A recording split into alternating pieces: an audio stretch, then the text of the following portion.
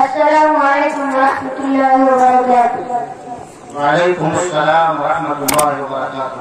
الحمد للہ رب العالمین والصلاة والسلام علی رسول الکریم. اما بعد اعوذ باللہ من الشیطان الرجیم. بسم اللہ الرحمن الرحیم.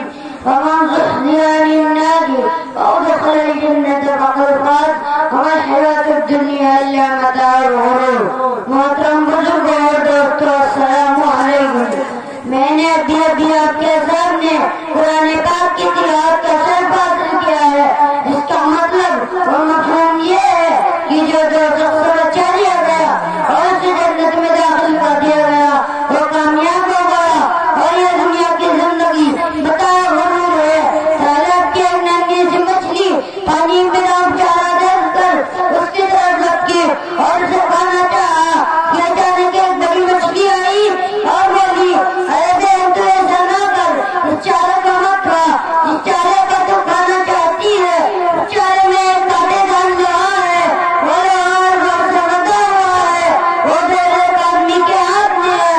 آدمی انتظار میں ہے کہ تو اس چارے کو کھائے اور کاٹا تیری حالت مقصد ہے.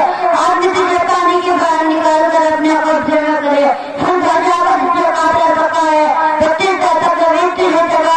تیری نادان بہن میری بات مان لے، یہ مصیبت مان نہ لے. چھوٹی مچھلی ڈال ہے، اس نے تالاب میں درختوں میں چکر لگایا اور سوچا نہ اس کو کاٹا دکھائی دے رہا ہے، نہ دیر، نہ آدمی، نہ بچہ، نہ کڑاہی، نہ یار. اور پھر میں تو بالکل آزاد ہوں.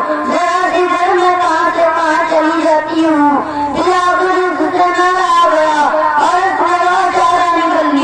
اور پھر وہی ہوا جس کی خبر بڑی مچھلی نے دی تھی. اس طرح اللہ نے اپنے محبوب رسولوں کو ایسے انسانوں کو آگاہ کیا کہ انسانوں تمہاری دنیا کی زندگی کیا نہیں. ہمارے ماشاء اللہ.